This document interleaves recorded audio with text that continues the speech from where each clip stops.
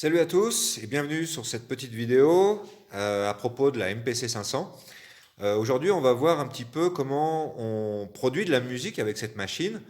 Je reçois beaucoup de questions de gens qui ont cette machine depuis un certain temps.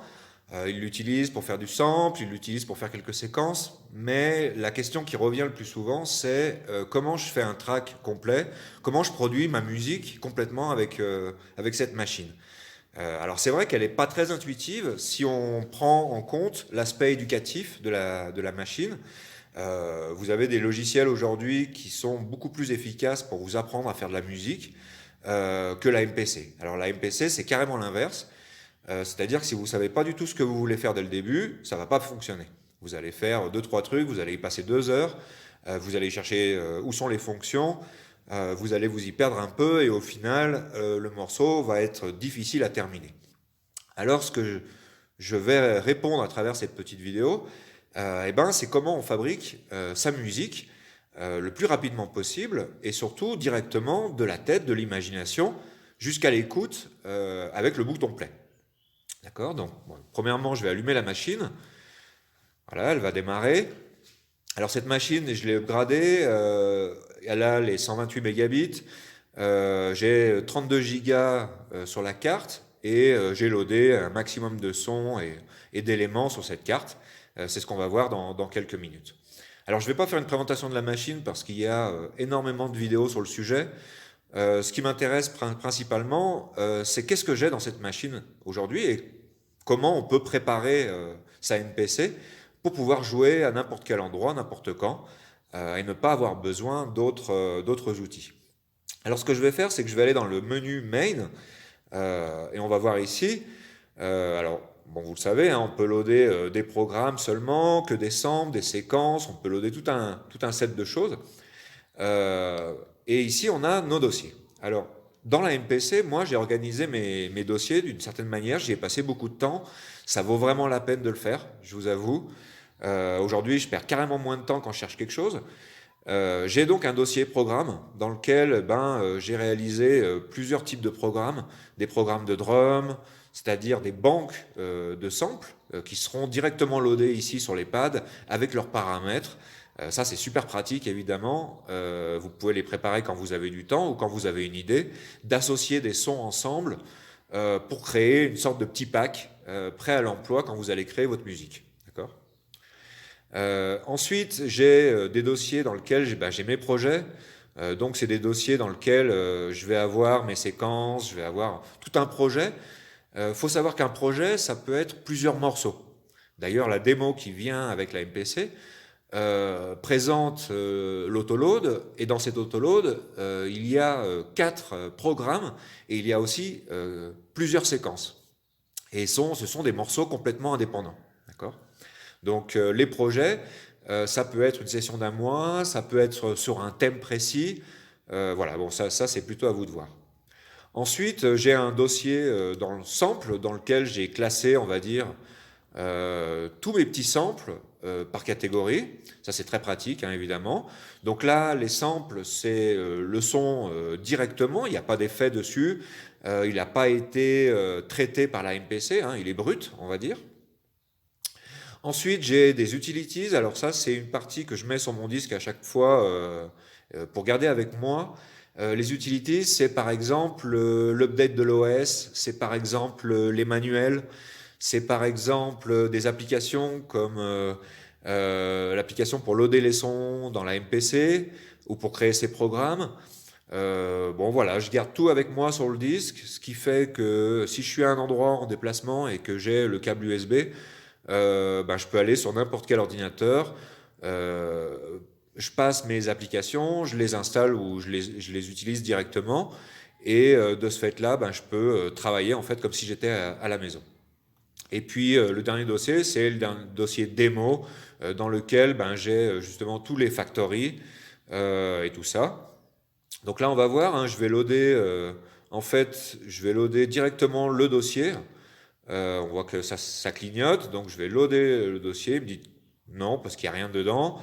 Remplacer, non. Et load folder. Ah oui, pardon. Je ne peux pas loader ça, c'est la mémoire interne. Voilà, hop, je load tout ça. Et on va retrouver les sons d'origine d'ailleurs dans la MPC. Hein, comme on voit, on a ici nos différentes séquences d'origine. Ok. Et quand on va dans les tracks, on a ici différentes possibilités de loader sur chaque track un programme différent.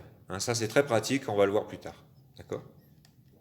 Alors, ça, c'est la présentation, on va dire, plus générale de mon organisation. Quand il s'agit de construire un morceau, je suis encore plus extrême, on va dire.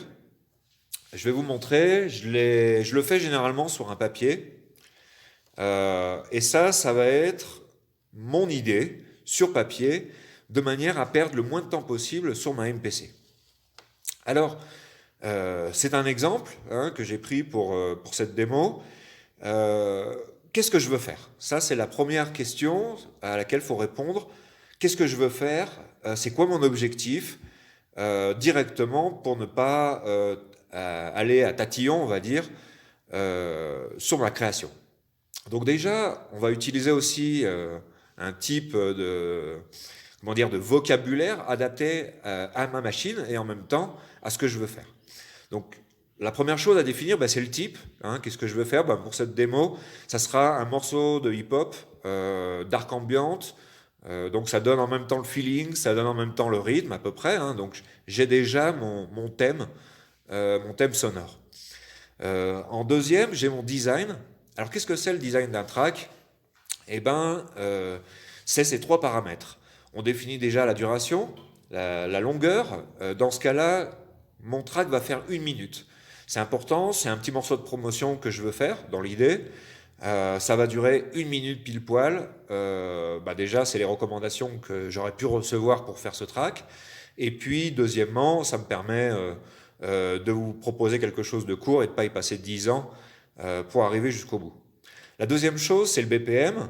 J'ai choisi 92, qui est généralement un BPM pour du hip-hop.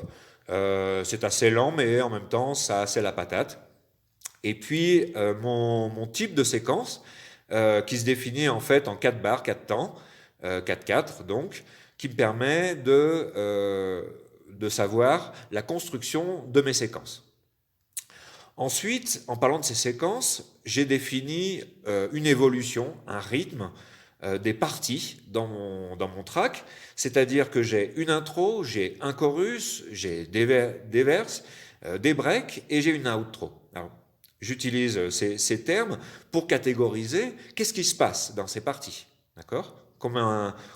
Qu'est-ce que c'est la vibe, qu'est-ce que c'est l'énergie qu'on va dégager dans chacune de ces parties.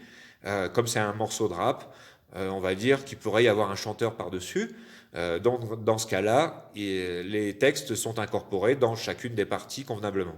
On peut voir ici qu'on a un nombre de barres, c'est-à-dire que je sais déjà un peu à l'avance combien va durer chacune des parties.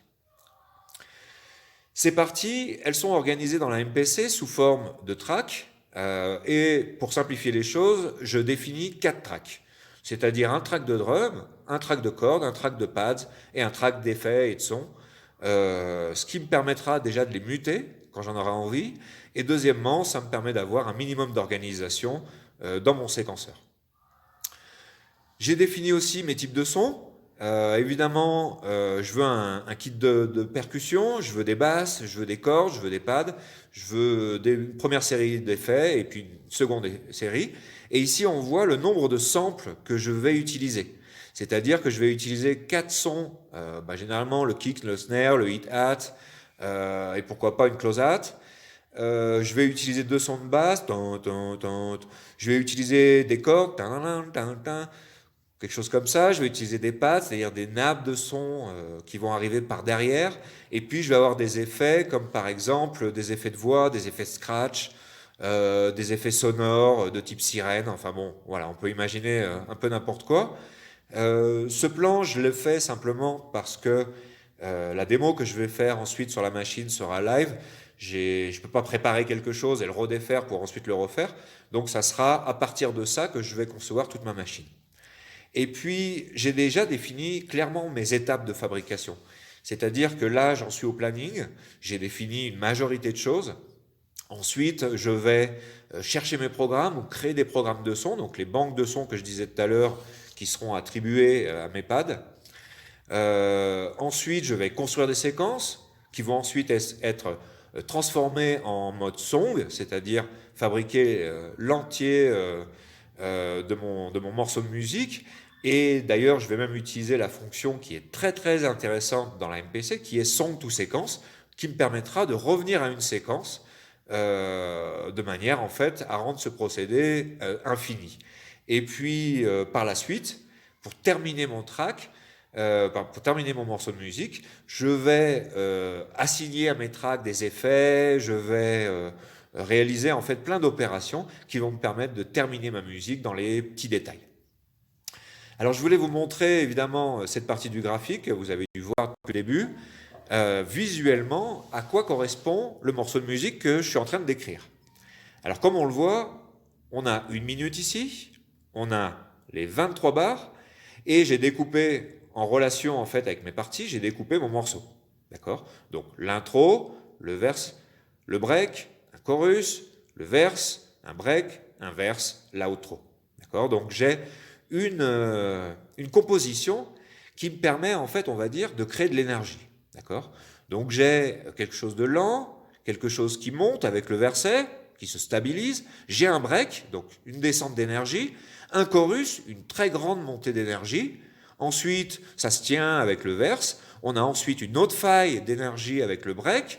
On continue sur le verse et puis on arrive sur la outro. Alors qu'est-ce que ça produit en termes d'énergie dans mon track? C'est que on a envie d'entendre le prochain chorus. D'accord?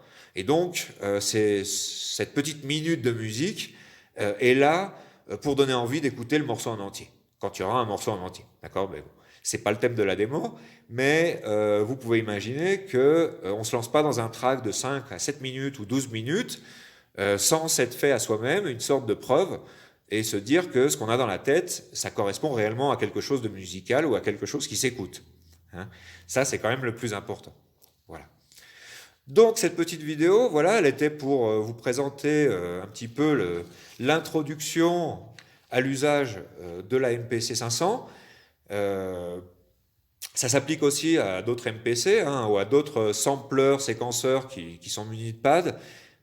C'est un processus musical, c'est pas un processus technique à la base. Vous allez voir que, premièrement, quand on apprend son manuel, on a très peu de chances de se perdre quand même dans les menus. On sait très bien, la MPC est quand même assez bien faite pour ça. Avec la touche mode, on arrive à accéder à toutes les sections des menus très facilement. Le panneau de fonction principale, c'est pareil, il est plutôt défini et on va utiliser principalement les parties de séquence, la navigation et puis le transport qui est ici, et puis surtout la molette pour naviguer à travers les menus. Voilà, j'espère que cette petite vidéo elle vous aura plu. Je vous dis à la prochaine pour la réalisation de ce morceau. À bientôt.